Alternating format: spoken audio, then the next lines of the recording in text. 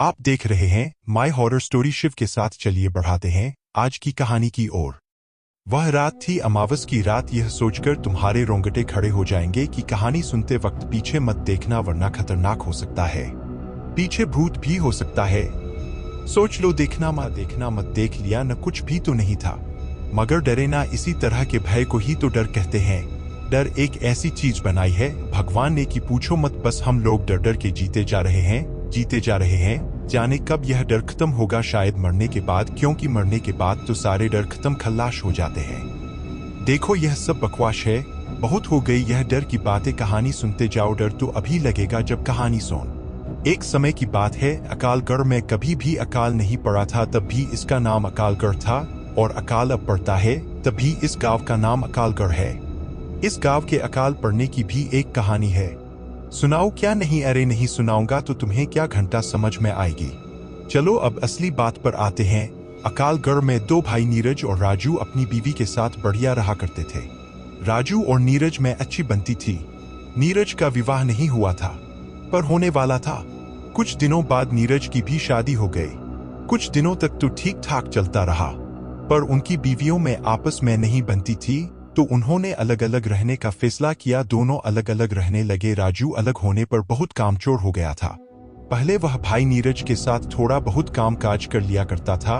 वह दिन दिन और कामचोर होता गया और उसकी आर्थिक स्थिति खराब हो गई। और नीरज अपना काम काज सही करता रहा। उसने अपनी मेहनत से काफी अनाज खेत से उगाया। यह सब देख देख कर उसका भाई राजू बहुत जलता था, पर नीरज अपनी तरफ से सही था। एक दिन राजू और उसकी पत्नी ने मिलकर नीरज की पत्नी को रात में मार दिया। नीरज किसी काम से बाहर गया हुआ था। दोस्तों, वह रात अमावस्या की रात थी। चांद अपनी पूरी रोशनी पर था, तारे टिमटिमा रहे थे। रात बिल्कुल शांत थी। उन दोनों ने उसके घर कूदकर पहले सारा अनाज चुरा लिया। जब नीरज की पत्नी को पता चला कि उसके अनाज की कोई चोरी कर रहा है, तब उसने उठकर देखा तो राजू और उसकी बीवी अनाज चुराने में लगे थे। तब नीरज की बीवी ने कहा कि आप यह क्या कर रहे हो, अपने ही घर में चोरी। यह सुनकर राजू और उसकी बीवी ने सोचा कि अगर इसने गांव वालों को बता दिया तो वो लोग हमें गांव से ही निकाल देंगे। इस डर के मारे उन्होंने उसकी पत्नी को मार डाला और दूर जंगल में गाड़ के आ गए। सुबह जब नीरज घर पहुंचा तो देखा कि उसका अनाज नहीं है, थोड़ा बहुत बचा था, वह बिखरा पड़ा था।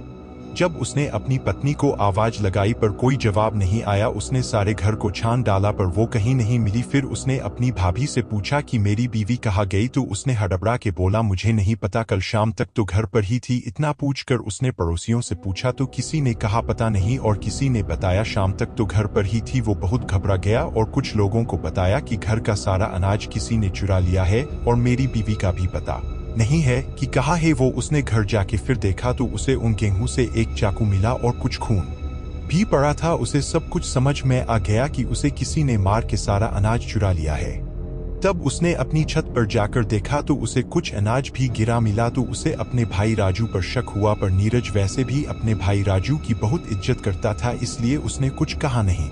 तब एक दिन राजू ने कहा कि तू अकेला मत रह, हमारे साथ ही आजा, हम साथ ही रहेंगे। वह राजू को मना तो नहीं कर सकता, इसलिए वह उसके साथ मन मार के रहने लगा। गांव के कुछ लोग उसकी बीवी को गंदी औरत कहने लगे और कहते थे कि सारा अनाज लेकर भाग गई, बेचारा नीरज अकेला रह गया। चुड़ैल कहीं की यह सब बातें उसे सुनने को मिल रही थी। वह बेचारा क्या करता, अपने भाई को कुछ नहीं कह सकता था।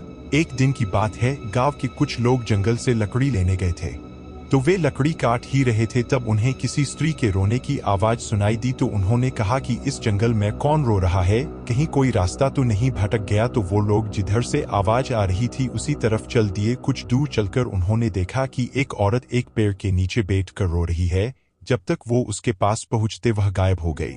उन लोगों ने जब इस तरह का दृश्य देखा तो वो घबरा गए, उनके तो पसीने छूटने लगे। तब एक आवाज आई कि अब तुम लोग कभी भी इस जंगल से लकड़ी नहीं काटोगे, और जो भी यहाँ लकड़ी काटने आएगा वो जिंदा वापस नहीं जाएगा। और तुम लोग मुझे चुड़ैल कहते हो न, तो चुड़ैल सही, आज से तुम्हारे गांव में कभी पानी नहीं बरसेगा, तुम लोग भूखे मरोगे, यहाँ सिर्फ अकाल पड़ेगा। और अमावस्या की रात एक लाश तुम्हारे गाँव में जरूर मिलेगी, जाओ तुम सब गाँव वालों को जाकर बता दो। आज से 3 दिन बाद अमावस्या है, एक आदमी की मौत जरूर है, जिसने भी मुझे मारा है वो बचेगा नहीं। मेरा अनाज खा करके मुझे चुड़ैल कहते हो? गाँव वालों, मैं तुम्हें छोड़ूंगी नहीं। आज मैंने तुम्हें बख्श दिया। जाओ जाओ जाओ, चले जाओ मेरे जंगल से, मुझे अकेला छोड़ दो। जाओ, मुझे तैयारी करने दो। जाओ। और फिर रोने लगी। वो लोग डर गए। यह सब क्या था? स्त्री रोने का कारण क्या था? एक आदमी बोला, अरे वह कह रही तो थी कि मेरा अनाज चुरा लिया और मुझे मार दिया। इसका मतलब यह नीरज की बीवी थी जिसे किसी ने अनाज के लिए मार डाला है और वह चुड़ैल बन गई है। तभी एकदम एक भयानक चेहरा उनके सामने आया। तुम लोग अभी तक गए नहीं, जाओ यहाँ से वरना मैं तुम्हें भी मार दूंगी। उनके तो होश उड़ गए। भागो भागो चुड़ैल चुड़ैल, ऐसा कहते हुए वह गांव पहुंचे। सारे के सारे ऐसे हांफ रहे थे। जिंदगी में इतना कभी नहीं भागे होंगे। गांव वालों ने इस तरह उन्हें भागते हुए देखा तो कहने लगे, क्या हुआ चुड़ैल चुड़ैल बके जा रहे हो? आगे भी कुछ बोलो। अरे तुम्हें बोलने की पड़ी है, हमारी जान पर बनी है। अरे पर हुआ क्या? तुम लोग इस तरह क्यों हांफ रहे हो? बताते हैं। पहले सांस तो लेने दो। तब उन्होंने गांव वालों को बताया कि नीरज की बीवी चुड़ैल बन गई है और उसने हमसे कहा है कि मेरा अनाज किसी ने चुरा कर किसी ने उसे मार के जंगल में दफना दिया है। और वह कह रही थी कि अब तुम्हारे गांव में कभी पानी नहीं बरसेगा और हर अमावस्या को एक आदमी की मृत्यु होगी। जब तक उसकी आत्मा को शांति नहीं मिल जाएगी तब तक यूं ही वो लोगों को मारती रहेगी। एक आदमी ने पूछा, पर नीरज की बीवी को मारा किसने? कुछ लोगों ने कहा, पता नहीं, कोई तो है इस गांव में जिसने यह पाप किया है कि एक हिंदू औरत को दफना दिया। पर जिसने भी यह काम किया है उसकी वजह से सारा गांव मुसीबत में पड़ गया है। यह बात सुनकर राजू भी वहां पहुंच गया और सब बातें सुनकर उसके होश उड़ गए और वह घबरा सा गया और कहने लगा, वो चुड़ैल कोई और होगी, वह चुड़ैल नहीं बन सकती, वह तो अनाज लेकर भाग गई है। कुछ गांव वालों ने कहा, वो तो अमावस्या को ही पता चलेगा कि किसने उसकी हत्या की थी। चलो आने अपने घर जाओ, सब लोग जो होगा देखा जाएगा। राजू के चेहरे पर तो 12 बज ही गए थे और वह भागता हुआ अपनी बीवी के पास पहुंचा और बोला कि हम लोग अब नहीं बचेंगे। आज से 3 दिन बाद अमावस्या को वो चुड़ैल हमें मार डालेगी। वो बोली, तुम पागल तो नहीं हो गए? तुम्हारी तबीयत तो सही है, क्या हो गया है? चुड़ैल हमें मार डालेगी? कौन चुड़ैल? अरे वही नीरज की बीवी जिसको हमने मारकर जंगल में दफना दिया था। क्या? हाँ, वो सारे गांव वाले कह रहे थे। नीरज ने यह सारी बातें छुप कर सुन ली थी और अनजान बनकर बोला, भैया इतना क्यों डरे हुए हो? कौन तुम्हें मार डालेगा? राजू, अरे नहीं, वो तो मैं तुम्हारी भाभी को उस चुड़ैल के बारे में बता रहा था। फिर यह सुनकर नीरज चला गया। पर राजू की रातों की नींद खराब हो गई। वह बहुत डरा हुआ था। वह सपने में भी उस चुड़ैल को देखकर डर जाता था। वो और उसकी पत्नी बहुत परेशान थे। उसकी पत्नी सोचती थी कि पहले वो मुझे मारेगी और वो अपनी सोचता था। दोनों ही डरे हुए थे। उन्हें समझ में नहीं आ रहा था कि क्या करें। 2 दिन ऐसे ही निकल गए। तीसरे दिन अमावस थी। सारा गांव डरा हुआ था। सब लोग यही बात कर रहे थे, पता नहीं आज किसकी मौत है। शाम होते ही सब लोग दरवाजा बंद करके सो गए। रात के 12 बज गए थे। सारा गांव जाग रहा था। नीरज तो बेफिक्र होके बाहर ही सो रहा था। गांव वालों को तो उस मनहूस घड़ी का इंतजार था। सारे गांव वाले डरे हुए थे। कुत्ते भौंक रहे थे, पता नहीं कौन सी कयामत आने वाली है। अचानक किसी स्त्री की रोने की आवाज सुनाई दी। सारे लोग डर गए। वो समझ गए कि वो आ चुकी है। नीरज ने देखा कि एक औरत रोते हुए उसकी ओर आ रही है। बाल फिकरे हुए चेहरे पर चांदनी रात में उसकी आंखें चमक रही थी। वह पहले तो डरा। वह उसके पास आकर बोली, तुमने मेरी खबर तक नहीं ली कि मैं कहाँ चली गई हूँ? तुम भी इन गांव वालों की बातों में आ गए। तुम्हें पता है, जब तुम उस दिन बाहर गए थे उस दिन इन लोगों ने मुझे मारकर सारा अनाज चुरा लिया था। हाँ, मैं जानता था कि कुछ तो जरूर हुआ है, पर तुम इस हालत में मैंने कभी सोच भी नहीं सकता। और तुम मेरे भाई को मारने के लिए यहाँ आई हो। जाओ, लौट जाओ। भगवान ने चाह तो सब कुछ ठीक हो जाएगा। मैं भगवान से प्रार्थना करूंगा। वो चिल्लाई, नहीं, तुम्हें तो मेरे साथ होना चाहिए था। तुम भी इन गांव वालों की तरह बन गए। भगवान क्या खाक ठीक करेगा? अब मैं इस गांव को बर्बाद करूंगी। और तुम्हें क्या लगता है कि मैं तुम्हारे कहने पर तुम्हारे भाई को छोड़ दूंगी? नहीं, मैं इस दिन के लिए कितना रोई हूँ और कितना तड़पी हूँ। मैं उसे नहीं छोड़ने वाली। उन दोनों में से एक की मौत आज जरूर है। नीरज, नहीं, तुम ऐसा नहीं कर सकती। तुम मेरे बीच में मत आओ। नहीं, मैं भूल जाऊंगी कि तुम मेरे पति हो। हट जाओ। उसने उसे रोकने की कोशिश की। उसने नीरज को ऐसा धक्का मारा, नीरज हवा में उड़ाता हुआ जमीन पर आ गिरा और वह बेहोश हो गया। यह सब राजू की बीवी गेट के छेद से देख रही थी। उस चुड़ैल ने गेट में धक्का मारा और उसकी बीवी के बाल पकड़ के बोली, चुड़ैल तो तू है, तूने मेरा सब कुछ छीन लिया, अब तुम्हें नहीं छोड़ूंगी। उसने राजू की बीवी का कलेजा चीर के उसका दिल निकाल लिया। हाँ हाँ हाँ हाँ, अब मुझे थोड़ा सुकून मिलेगा। अब की बार तेरी बारी है। कहाँ छुपा है तू? और हाँ गाँव वालों, तुम भी कान खोल के सुन लो, आने वाली अमावस को तुम भी नहीं बचोगे, सबके सब मरोगे। हाँ हाँ हाँ हाँ, बहुत सताया है तुम लोगों ने। और हंसती हुई जंगल की ओर चली गई। सारे गांव वाले बाहर आ गए और नीरज को उठाया और उसे पानी पिलाकर होश में लाए। उसने अपनी भाभी को मारा हुआ देख वह खूब रोया। तब तक राजू भी बाहर आ गया। उसने यह सब देख उसकी भी आंखों से आंसू निकल गए। सारा गांव रो रहा था। सुबह उसके शव को जलाया। सारे गांव वाले राजू से भला बुरा कह रहे थे कि इसकी वजह से हम सब लोग एक दिन ऐसे ही मरेंगे। सारे गांव वाले, हाँ, इसकी ही वजह से हमारे लिए यह मुसीबत खड़ी हुई है। इसको तो नरक भी नहीं झेलेगा। अपने ऐसे भाई के साथ तूने धोखा किया है। तो दोस्तों, यह थी एक अमावास की रात की एक चुड़ैल की कहानी। अब सुनो आगे की दास्तां कि किस प्रकार उस गांव में दोबारा शांति आई। नीरज, शांत हो जाओ, भगवान हमारी मदद जरूर करेगा। ऐसा तो कोई होगा जिसे हमारी मदद के लिए भगवान भेजेगा। कोई खुदा का नेक बंदा ही अब हमें बचा सकता है। दोस्तों, जब फिल्म में विलन होता है तो एक हीरो का भी होना जरूरी होता है, चाहे वो अजय देवगन हो या सुनील शेट्टी। तो सुनो कहानी का अगला पार्ट। अब तो सब लोग बस भगवान से प्रार्थना करने लगे हैं, भगवान हमें इस मुसीबत से निकालो है प्रभु। अब तो हम तुम्हारी शरण में है भगवान। तो बस किसी न किसी बहाने से जो लोग उन्हें भूल जाते हैं उनको याद दिलाते हैं। तभी तो कहते हैं, दुख में सुमिरन सब करें और दुख में करे न कोई। और जो सुख में सुमिरन करे तो दुख काहे को होए। तो दोस्तों, भगवान भी बड़े दयालु है, तुरंत क्षमा भी कर देते हैं। तो उस गांव में किसी की मौत आने से पहले भगवान ने एक फरिश्ते को उस गांव में भेज दिया। उसका नाम था विराट। वह भगवान को मानने वाला एक नेक बंदा था। वह किसी काम से वहां से गुजर रहा था। रात होने वाली थी, इसलिए उसने सोचा कि क्यों न मैं रात भर यहीं ठहर जाऊं। वह उस गांव की ओर चल दिया। कमर में तलवार लटकाए हुए राजाओं जैसे कपड़े पहने हुए वह पहुंचा। गांव में अजनबी को देखकर कुछ लोगों ने पूछा कि तुम कौन हो, कहां से आए हो। उसने कहा कि मैं विराट हूं और किसी काम से यहां से गुजर रहा था। रात होने वाली है तो सोचा क्यों न मैं यहां रात भर रुक जाऊं। एक गांव वाले ने पूछ, अच्छा तुम ही वो विराट हो जिसे लोग भगवान का भेजा हुआ फरिश्ता कहते हैं। उसने कहा, हाँ, कुछ लोग कहते हैं। सब लोग उसके पैरों में गिर पड़े। भगवान ने हमारी सुन ली, तुम जैसे फरिश्ते को भेज दिया। हमें बचा लो विराट, हमें बचा लो, हमें उस चुड़ैल से बचा लो। तुम ही हो जो हमारी मदद कर सकते हैं।